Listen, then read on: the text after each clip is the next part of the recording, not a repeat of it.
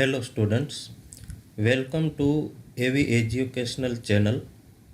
આગળના વિડીયોમાં આપણે 5 ફંક્શન્સ ટૂંકમાં કઈ રીતે યાદ રાખી શકાય એના વિશે માહિતી મેળવી. ફરી એક વખત આજે આ વિડીયોમાં એટલે કે ફંક્શન્સના માઇન્ડ ચાર્ટમાં આપણે આગળના બીજા 5 ફંક્શન્સની ચર્ચા કરીશું. જેમાં સૌપ્રથમ આપણે 6થા નંબરનું ફંક્શન જેનું નામ છે રિપોર્ટિંગ. આ જે ફંક્શન્સ છે તેની લેંગ્વેજ આઇટમ્સમાં કોઈ ચોક્કસ વર્ડ, ચોક્કસ શબ્દ નથી, પરંતુ ઇનડાયરેક્ટ સ્પીચનું કોઈ પણ વાક્ય હોય એ આ ફંક્શનનું વાક્ય બનશે. એટલે અહીંયા લેંગ્વેજ આઇટમ્સમાં લખેલું છે ઇનડાયરેક્ટ સ્પીચ.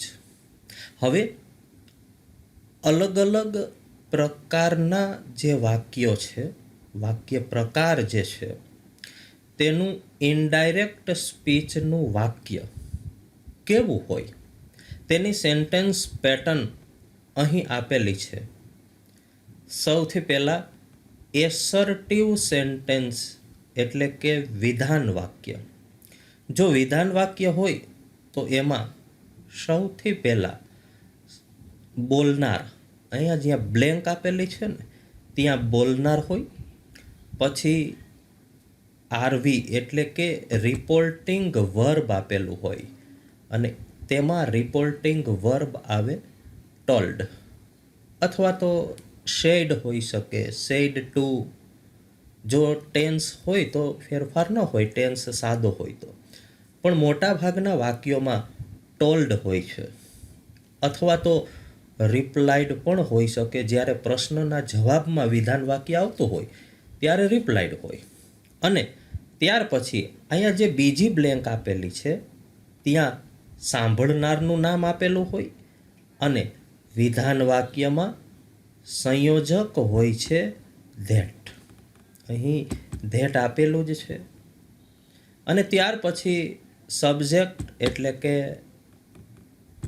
વાક્યનો કર્તા, ક્રિયાપદ, અન્ય શબ્દો, એ બધું પછી આપેલું હોય. પણ તમારે એ વાક્ય રિપોર્ટિંગ નામના ફંક્શનનું છે એને ઓળખવા માટે આટલું ઇનફ થઈ જાય છે કે અહીંયા બોલનાર હોય, અહીંયા રિપોર્ટિંગ વર્બ ટોલ્ડ આપ્યું હોય, પછી સાંભળનાર હોય, સંયોજક ધેટ હોય. એટલે કે ટોલ્ડ અને ધેટ આ બે વર્ડના આધારે તમે નક્કી કરી શકો કે આ ઇનડાયરેક્ટ સ્પીચનું વાક્ય છે. અને ઇનડાયરેક્ટ સ્પીચનું વાક્ય હોય એટલે એ રિપોર્ટિંગ નામના ફંક્શનનું વાક્ય બને. ત્યાર પછી જો પ્રશ્નાર્થ વાક્ય હોય તો તેમાં રિપોર્ટિંગ વર્બ આવશે આસ્ક્ડ. પછી સંયોજક ઇફ કે વેધર. એની બીજી પણ રચના આપેલી છે જેમાં રિપોર્ટિંગ વર્બ આસ્ક્ડ અને સંયોજક WH વર્ડ્સ. હવે આમાં જો પ્રશ્ન વાક્યની શરૂઆત કોઈ WH શબ્દથી થઈ હોય તો એ વાક્યમાં સંયોજક એનો એ જ WH શબ્દ બને. પરંતુ જો પ્રશ્નની શરૂઆત કોઈ ક્રિયાપદથી થઈ હોય એટલે કે ટુ બીનું ક્રિયાપદ, ટુ હેવનું રૂપ, કોઈ સહાયકારક રૂપ અથવા કોઈ મોડેલ ઓક્ઝિલરી, ત્યારે ત્યાં સંયોજક આવે ઇફ અથવા વેધર અને પછી સબ્જેક્ટ, વર્બ જે કાંઈ આવતું હોય તે. એટલે એ પ્રશ્નાર્થ વાક્યની વાક્ય રચના છે. પ્રશ્નાર્થ વાક્યમાં આસ્ક્ડનો ઉપયોગ થાય છે અને સંયોજક તરીકે ઇફ કે વેધર અથવા કોઈ WH વર્ડ.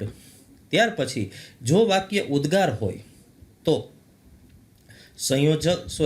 રિપોર્ટિંગ વર્બ આવશે એક્સલેમ્ડ અને સંયોજક ધેટ. એટલે કે એક્સલેમ્ડ અને ધેટ આપેલું હોય તો એ વાક્ય પણ રિપોર્ટિંગનું છે. અને ત્યાર પછી જો વાક્ય આજ્ઞાર્થ હોય તો વાક્યના ભાવ મુજબ અહીં અલગ અલગ રિપોર્ટિંગ વર્બ આવી શકે. અહીંયા તમે જોઈ શકો છો કે રિક્વેસ્ટેડ, ઓર્ડર્ડ, સજેસ્ટેડ, એડવાઇઝડ આવા આપ્યા છે. હવે જો વાક્યમાં વિનંતીનો ભાવ હોય તો ત્યાં રિક્વેસ્ટેડ આપ્યું હોય, એટલે કે રિપોર્ટિંગ વર્બ રિક્વેસ્ટેડ. સંયોજક ટુ અથવા નોટ ટુ. જો વાક્ય હકાર હોય તો ટુ, નકાર હોય તો નોટ ટુ. અહીં બંને વાક્ય રચનામાં અહીં બંને સંયોજક આપેલા છે, પણ તમને વાક્ય કયા પ્રકારનું પૂછાણું છે એના આધારે આ બેમાંથી એક હશે, ટુ અથવા નોટ ટુ. તો આ રીતે અલગ અલગ પ્રકારના વાક્યની વાક્ય રચના આપણે જોઈ, જેમાં દરેકમાં રિપોર્ટિંગ વર્બ અલગ અલગ આવે છે, સંયોજક અલગ અલગ આવે છે. તેના આધારે તમે ઓળખી શકો સરળતાથી કે આ સેન્ટેન્સ રિપોર્ટિંગ નામના ફંક્શનનું છે. અહીં એક એક્ઝામ્પલ આપ્યું છે કે જે વિધાન વાક્યનું છે. પહેલી વાક્ય રચના જે વિધાન વાક્યની છે એ મુજબ તમે જોઈ શકો છો કે અહીંયા સૌથી પહેલાં બોલનાર આપ્યું છે વાસુ, પછી રિપોર્ટિંગ વર્બ આપ્યું છે ટોલ્ડ, જે ઉપર બતાવેલું છે. ત્યાર પછી સાંભળનારમાં અહીંયા બીજું નામ આપેલું છે પરી. જુઓ સંયોજક આપેલું છે ધેટ. આપણે જે પેલું વાક્ય રચનામાં જોયું એ મુજબ અહીં સંયોજક છે. અને પછી વાક્ય આપ્યું છે, એમાં સબ્જેક્ટ હી, વર્બ વોચડ, અ મૂવી. આ વાક્ય થઈ ગયું. તો પરીક્ષામાં આ રીતે વાક્ય હોય. જુઓ અહીંયા ટોલ્ડ દેખાય છે, અહીંયા ધેટ દેખાય છે. તો આ બોલનાર છે, આ સાંભળનાર છે. આટલું જોયા પછી આપણે કન્ફર્મ કહી શકીએ કે આ રિપોર્ટિંગ નામના ફંક્શનનું સેન્ટેન્સ છે. ત્યાર પછીનું ફંક્શન છે describing habitual action in the past અથવા પાસ્ટ હેબિટ. આ બંને નામે આ ઓળખાય છે. પાસ્ટ હેબિટ પણ કહેવાય અને habitual action in the past એમ પણ કહી શકાય. જેમાં લેંગ્વેજ આઇટમ્સમાં માત્ર એક જ છે યુઝડ ટુ, બીજું એક કંઈ નથી, ફક્ત યુઝડ ટુ. અને એની વાક્ય રચના તો અહીંયા સબ્જેક્ટ આપ્યો હોય અથવા કોઈ નામ, સર્વનામ કાંઈ પણ હોઈ શકે. ત્યાર પછી લેંગ્વેજ આઇટમ આપેલી હોય યુઝડ ટુ, અને ત્યાર પછી V1. બસ આટલું જ તમારે તપાસવાનું છે કે વાક્યમાં યુઝડ ટુ પછી V1 આપેલું હોય એટલે એ સેન્ટેન્સ આ ફંક્શનનું બને. નીચે એક્ઝામ્પલ આપેલું છે he used to play cricket in his childhood. તમે જોઈ શકો છો કે અહીંયા યુઝડ ટુ પછી V1 આપ્યું.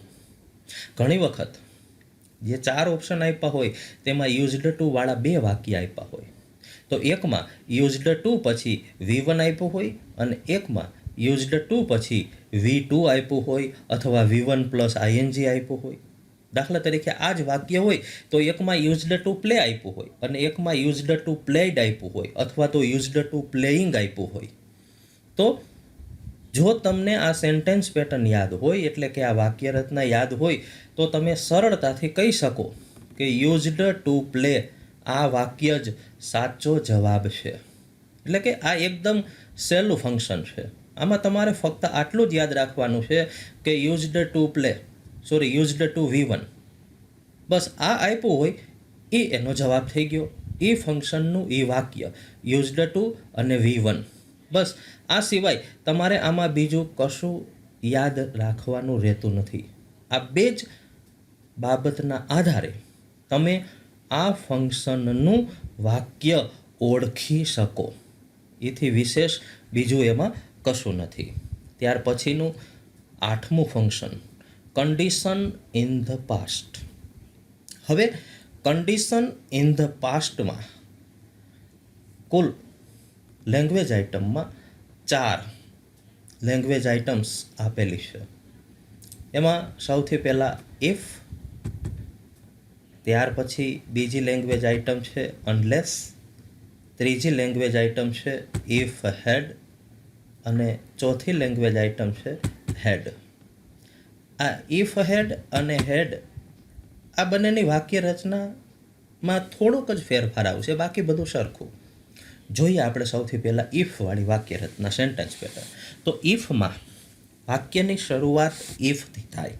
અહીંયા તમે સેન્ટેન્સ પેટર્નમાં જોઈ શકો પહેલી જ કે સૌથી પહેલાં ઇફ આપ્યું છે, પછી હોય સબ્જેક્ટ કોઈ પણ કરતા, પછી કમ્પલસરી V1 અને અહીંયા જે બ્લેન્ક આપેલી છે ને ત્યાં અન્ય શબ્દો, ત્યાર પછી કોમા, ત્યાર પછી ફરીથી સબ્જેક્ટ પછી ભવિષ્યકાળ બતાવવા માટે વિલ. કારણ કે ઇફ વાળી વાક્ય રચનામાં બીજું વાક્ય મોસ્ટ ઓફ સાદા ભવિષ્યકાળમાં હોય. અને ફરીથી V1 અને V1 પછી અન્ય શબ્દો જે કાંઈ આવતા હોય તે અહીંયા બ્લેન્કમાં. જુઓ એનું એક્ઝામ્પલ. તો સૌથી પહેલાં ઇફ અહીં આપેલું છે, પછી સબ્જેક્ટ યુ, V1 વર્ક, અન્ય શબ્દમાં આપ્યું છે અહીંયા હાર્ડ, પછી કોમા આવ્યું. બીજા વાક્યનો સબ્જેક્ટ યુ, વિલ, V1 આપેલું છે પાસ અને ધ એક્ઝામ. હવે કન્ડિશન ઇન ધ પાસ્ટ એટલે કે એ એક શરત બતાવે છે. આ વાક્યનું ગુજરાતી કરો તો એમાં તમને શરત જોવા મળે કે જો તમે સખત મહેનત કરશો તો તમે પાસ થશો. આવી શરત મૂકી છે જો સખત મહેનત કરશો તો પાસ થશો. હવે ત્યાર પછી બીજી લેંગ્વેજ આઇટમ છે અનલેસ. તો હવે અનલેસમાં એની સેન્ટેન્સ પેટર્ન, એની વાક્ય રચનામાં સૌથી પહેલાં અનલેસ, ત્યાર પછી સબ્જેક્ટ, ત્યાર પછી V1, બીજું વાક્યમાં સબ્જેક્ટ, વિલ. વાક્યના અર્થ પ્રમાણે જો જરૂર પડે તો નોટ આવશે, બધા વાક્યમાં નહીં આવે, અમુકમાં આવશે, અને V1 છેલ્લે V1. કારણ કે વિલ છે એટલે V1 જ આવે, પછી અન્ય શબ્દો જે કાંઈ આવતા હોય તે. હવે આ સેન્ટેન્સ તમે જોઈ શકો અહીંયા એક્ઝામ્પલ વાક્ય રચના પ્રમાણે. સૌથી પહેલાં અનલેસ કરતા યુ, V1 વર્ક, હાર્ડ. હવે અનલેસ જે છે એ નકારાત્મક અર્થ બતાવે. આ પહેલા વાક્યનો અર્થ એવો થાય કે જો તમે સખત મહેનત નહીં કરો તો. આ ઇફમાં શું થતું હતું, જો તમે સખત મહેનત કરશો તો. અહીંયા સખત મહેનત નહીં કરો તો. બીજું વાક્ય છે you will not pass the exam. હવે અહીંયા જરૂર પડી નોટની એટલે નોટ મૂક્યું. જો તમે સખત મહેનત નહીં કરો તો તમે પરીક્ષા પાસ નહીં કરી શકો. હવે માની લ્યો કે અહીંયા V1 તરીકે ફેલ મૂક્યું હોય ને તો નોટની જરૂર નથી રહેતી. You will fail in the exam. જો તમે સખત મહેનત નહીં કરો તો પરીક્ષામાં નિષ્ફળ જશો. અહીંયા નોટની જરૂર ન પડે એટલે ત્યાં નોટ ન આવે, એટલે કે જરૂરિયાત હોય ત્યાં નોટ આવે. તો આ રીતે ઇફવાળી વાક્ય રચના હકારાત્મક છે, અનલેસવાળી વાક્ય રચના નકારાત્મક અર્થ બતાવે છે. ત્યાર પછી ત્રીજી વાક્ય રચના કે જે મોસ્ટ ઓફ 11-12 ધોરણમાં આ ત્રીજી અને ચોથી વાક્ય રચનાના વાક્યો પૂછાય છે. મોસ્ટ ઓફ ઘણી વખત ઇફ અને અનલેસવાળા પૂછાઈ શકે, પણ મોટે ભાગે આ જ પૂછાય છે બંને. આ સી અને ડીમાં જે આપ્યું છે તે. હવે અહીંયા સીમાં જે વાક્ય રચના છે એમાં તમે જોઈ શકો છો કે વાક્યની શરૂઆત થાય છે ઇફથી. સૌથી પહેલાં ઇફ આવશે. ઇફ પછી સબ્જેક્ટ પછી હેડ અને V3. પહેલું વાક્ય આ રીતે હોય, ઇફ કરતા હેડ અને V3, પછી કોઈ અન્ય શબ્દો હોય તો એ પાછળ. ત્યાર પછી અહીંયા કોમા આપ્યો હોય, જુઓ અહીંયા કોમાની નિશાની છે. ત્યાર પછી બીજું વાક્ય હોય જેમાં સબ્જેક્ટ પછી મોડેલ ઓક્ઝિલરી, હેવ, V3, અન્ય શબ્દો જે કાંઈ આવતા હોય તે. આ કન્ડિશન ઇન ધ પાસ્ટનું વાક્ય છે, આ ફંક્શનનું વાક્ય છે. નીચે તમે એક્ઝામ્પલ જોઈ શકો વાક્ય રચના પ્રમાણે. સૌથી પહેલાં ઇફ આપેલું છે. ઇફ પછી સબ્જેક્ટમાં આપેલું છે યુ, હેડ, વર્કડ પછી અન્ય શબ્દમાં હાર્ડ આપ્યું છે અહીંયા. અને પછી બીજું વાક્ય યુ કુડ હેવ, V3 છે, પાસ્ડ ધ એક્ઝામ. જો તમે સખત મહેનત કરી હોત તો પરીક્ષા પાસ કરી શક્યા હોત. ભૂતકાળની શરત એટલે કે આ ભૂતકાળની ક્રિયા બતાવે છે. સખત મહેનત ન કરી, પછી આ સલાહ દેવામાં આવી, આ વાક્ય બોલવામાં આવ્યું કે જો તમે સખત મહેનત કરી હોત તો પરીક્ષામાં પાસ થઈ શક્યા હોત. હવે આનું આ જ વાક્ય અહીંયા જે ચોથી વાક્ય રચના આપી છે ને એ મુજબ લખી શકાય. એમાં બીજું કાંઈ નથી. આ જે વાક્ય રચના અહીંયા છે એમાં એટલો જ ફેરફાર થાય કે ઇફ નીકળી જાય અને આ હેડ છે એ વાક્યની શરૂઆતમાં આવી જાય. અહીંયા તમે જુઓ આપ્યું છે સૌથી પહેલાં હેડ, પછી subject V3 comma subject MA have અને V3. પછી જો આ પેસિવ રચના હોય, માની લ્યો કે તમને આ એક્ટિવ રચના છે, પણ પેસિવ રચના હોય ને તો ફેરફાર ખાલી બીજા વાક્યમાં થાય. અહીંયા જે હેવ આપ્યું છે ને એના પછી બસ બીન આપ્યું હોય, બીજો કાંઈ ફેરફાર ન થાય. એ કન્ડિશન ઇન ધ પાસ્ટ જ કહેવાય. હેવ પછી બીન આપ્યું હોય. એટલે હવે તમારે આમાં કેટલું યાદ રાખવાનું રહ્યું કે પહેલું વાક્ય હેડવાળું અને બીજા વાક્યમાં મોડેલ ઓક્ઝિલરી હેવ અને V3. આમાં પણ એ જ થયું, પહેલું વાક્ય હેડવાળું, બીજા વાક્યમાં મોડેલ ઓક્ઝિલરી હેવ અને V3. હવે એનું એક્ઝામ્પલ અહીંયા છે, જુઓ કે had you worked hard you could have passed the exam. ઉપર જે એક્ઝામ્પલ છે તેમાં જ એનો ઉપયોગ થયેલો છે, એમાં બીજો કશો ફેરફાર નથી. ટૂંકમાં had you worked hard you could have passed the exam.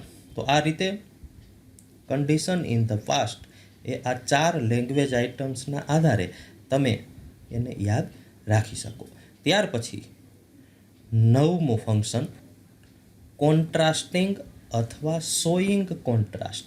આ બંને નામે આ ફંક્શન ઓળખાય છે. આપણે તો કોન્ટ્રાસ્ટ શબ્દ યાદ રાખવાનો, પછી કોન્ટ્રાસ્ટિંગ આપ્યું હોય, શોઈંગ કોન્ટ્રાસ્ટ આપ્યું હોય, એક્સપ્રેસિંગ કોન્ટ્રાસ્ટ આપ્યું હોય, કાંઈ પણ હોય, કોન્ટ્રાસ્ટ દેખાય એટલે સમજી જવાનું કે આ ફંક્શન છે. હવે લેંગ્વેજ આઇટમ એની 5 છે. પહેલાં લેંગ્વેજ આઇટમમાં 4 શબ્દો છે, ધો, અલ્ધો, ઇવન ધો, ઇવન ઇફ.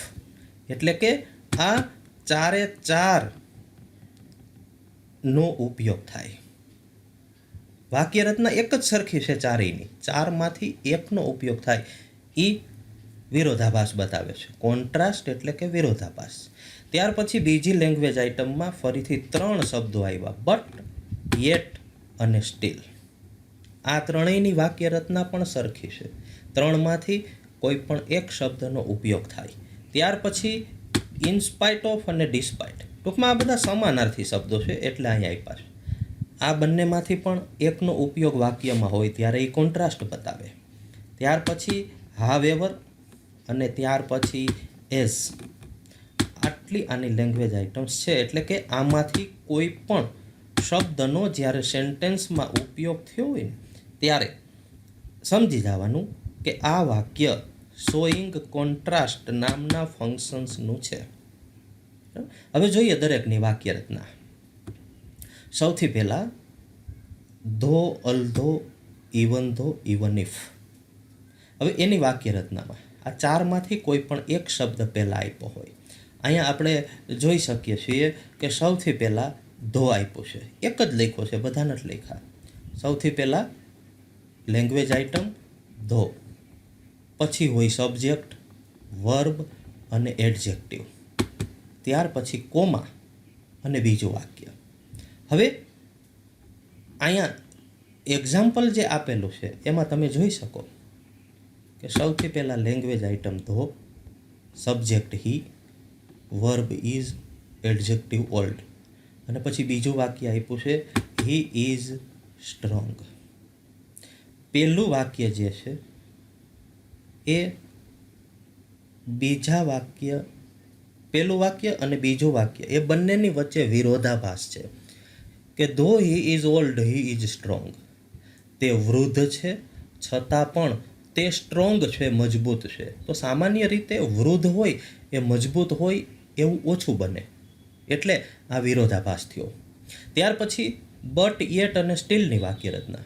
તો હવે આ જે વાક્ય છે એમાં જ અહીંયા આ લેંગ્વેજ આઇટમનો ઉપયોગ કર્યો છે. હવે અહીંયા ધો અલધો ઇવન ધો છે એ વાક્યની શરૂઆતમાં વપરાય, બટ યેટ અને સ્ટીલ વાક્યની વચ્ચે વપરાય. એટલે કે અહીંયા જ્યાં ધો આપ્યો છે એ નીકળી જાય, જ્યાં કોમા આપ્યો છે ત્યાં બટ યેટ અથવા તો સ્ટીલ આવે. તમે જોઈ શકો છો અહીંયા એક્ઝામ્પલ આપ્યો છે, he is old but yet steel he is strong. વાક્ય રચનામાં પહેલું વાક્ય બટ યેટ અથવા સ્ટીલ અને બીજું વાક્ય. અહીંયા તમને બે વાક્યની વચ્ચે બટ યેટ અથવા તો સ્ટીલ દેખાય એટલે એ કોન્ટ્રાસ્ટનું વાક્ય હોય. એવી જ રીતે વાક્યની શરૂઆતમાં ધો અલધો ઇવન ધો કે ઇવન ઇફ દેખાય તો એ વાક્ય પણ શોઈંગ કોન્ટ્રાસ્ટનું હોય. ત્યાર પછી ઇન્સ્પાઇટ ઓફ અથવા ડિસ્પાઇટ એની વાક્ય રચનામાં સૌથી પહેલાં એ ઇન્સ્પાઇટ ઓફ અથવા તો ડિસ્પાઇટ, પછી નાઉન આપ્યું હોય અને પછી સેન્ટેન્સ આપ્યું હોય. તો અહીંયા જોઈ શકો તમે એક્ઝામ્પલ કે ઇન્સ્પાઇટ ઓફ હિઝ ઓલ્ડનેસ, બીજું વાક્ય હી ઇઝ સ્ટ્રોંગ. ઉપરનું જે વાક્ય છે એમાં જ ઇન્સ્પાઇટ ઓફ અથવા તો ડિસ્પાઇટનો ઉપયોગ થયો. એટલે કે ઇન્સ્પાઇટ ઓફ અથવા તો ડિસ્પાઇટ પછી કર્તા ક્રિયાપદ ન આવે. જે એડજેક્ટિવ અહીંયા આવ્યું ને ઉપરના વાક્યમાં, અહીંયા જે એડજેક્ટિવ આવ્યું આ ઓલ્ડ, એનું નાઉન બનાવી નાખ્યું ઓલ્ડનેસ. અને પછી બીજું વાક્ય એમનેમ આ વિરોધાભાસ બતાવે છે કે તેના વૃદ્ધત્વ હોવા છતાં તે સ્ટ્રોંગ છે. તેના વૃદ્ધત્વ છતાં, એટલે કે એ માણસ વૃદ્ધ છે છતાંય સ્ટ્રોંગ છે. ત્યાર પછી હાવેવર, તો હાવેવરની વાક્ય રચનામાં હાવેવર પછી એડજેક્ટિવ આવે, કર્તા ક્રિયાપદ નહીં આવે, એડજેક્ટિવ આવશે અને પછી કર્તા ક્રિયાપદ પછી આવશે અને પછી બીજું વાક્ય. જો એક્ઝામ્પલ સૌથી પહેલાં આપ્યું છે હાવેવર ઓલ્ડ અને પછી હી ઇઝ અને પછી બીજું વાક્ય હી ઇઝ સ્ટ્રોંગ. ત્યાર પછી એજની વાક્ય રચના, તો એજની વાક્ય રચનામાં આનાથી ઉલટું. અહીંયા હાવેવર પછી એડજેક્ટિવ આવતું હતું, અહીંયા પહેલાં એડજેક્ટિવ આવશે. અહીંયા તમે જોઈ શકો છો પહેલાં એડજેક્ટિવ આવશે અને પછી એજ આવશે, પછી સબ્જેક્ટ વર્બ અને બીજું વાક્ય. અહીંયા જુઓ સૌથી પહેલાં ઓલ્ડ આવ્યું, એ વિશેષણ છે. તો old as he is strong. તો આ રીતે આ લેંગ્વેજ આઇટમ્સથી કોઈ પણ લેંગ્વેજ આઇટમનો વાક્યમાં ઉપયોગ થાય એટલે એ કોન્ટ્રાસ્ટ બતાવે. હવે વાક્ય રચનાની તમારે જરૂર ક્યારે પડે કે આ વર્ષે જે તમને ઓપ્શન પૂછાવાના છે ફંક્શન, તો એમાં એક કરતાં વધારે ઓપ્શન આ એક જ લેંગ્વેજ આઇટમના હોય. એટલે કે હાવેવરના બે ઓપ્શન આપ્યા હોય તો તમારે વાક્ય રચના તપાસવી પડે કે ભાઈ કયા વાક્યમાં હાવેવર પછી એડજેક્ટિવ છે. કારણ કે એમાં ભૂલ ખવડાવવા આપ્યું હોય કે એકમાં હાવેવર પછી એડજેક્ટિવ આપ્યું હોય અને એકમાં હાવેવર પછી કર્તા ક્રિયાપદને પછી એડજેક્ટિવ આપ્યું હોય. એટલે કે હાવેવર ઓલ્ડ હી ઇઝ એના બદલે બીજો ઓપ્શન એમ આપ્યો હોય કે હાવેવર હી ઇઝ ઓલ્ડ. તો આપણને તરત આપણે આ સેન્ટેન્સ પેટર્ન યાદ રાખ્યું હોય તો તરત ખબર પડે કે ભાઈ હાવેવર પછી તો હંમેશા એડજેક્ટિવ આવે, એટલે હાવેવર પછી જ્યાં ઓલ્ડ આપ્યું છે એ જવાબ સાચો. પણ માની લ્યો કે ચારમાંથી એક જ ઓપ્શનમાં તમને હાવેવર આપ્યું હોય તો કન્ફર્મ થઈ ગયું કે હાવેવર એ શોઈંગ કોન્ટ્રાસ્ટ બતાવે, એટલે કે વિરોધાભાસ બતાવે છે. એટલે તરત જ તમને એ ખબર પડી જાય કે આ વાક્ય શોઈંગ કોન્ટ્રાસ્ટનું છે. ત્યાર પછી 10મું ફંક્શન જેનું નામ છે એક્સપ્રેસિંગ ચોઇસ, જેમાં લેંગ્વેજ આઇટમ એક જ છે, વુડ રાધર, એક જ લેંગ્વેજ આઇટમ. હવે એની વાક્ય રચના જોઈએ તો સૌથી પહેલાં સબ્જેક્ટ એટલે કે કર્તા, ત્યાર પછી લેંગ્વેજ આઇટમ વુડ રાધર એનો ઉપયોગ થશે વાક્યમાં, પછી આવશે V1, પછી ધેન THAN અને ફરીથી V1. એટલે કે આ વાક્યમાં બે V1 આવશે, એક વુડ રાધર પછી અને બીજું ધેન પછી. જોઈએ એક્ઝામ્પલ, તો સબ્જેક્ટ આઈ, પછી would rather, work, then rest. Expressing choice એટલે કે પસંદગી કરવાની. આ વાક્યનો અર્થ એવો થાય કે મેં આરામ કરવાને બદલે કામ કર્યું હોત તો સારું હતું. એટલે કે મારે આરામને બદલે કામ કરવાની જરૂર હતી. હવે આ તો એકદમ સહેલું ફંક્શન થયું કે વાક્યમાં કરતા પછી વુડ રાધર આપ્યું હોય, પછી V1 આપ્યું હોય, પછી ધેન અને પાછું V1. આટલું તમે યાદ રાખો એટલે ફંક્શન આવડી ગયું. વુડ રાધર V1 ધેન અને V1.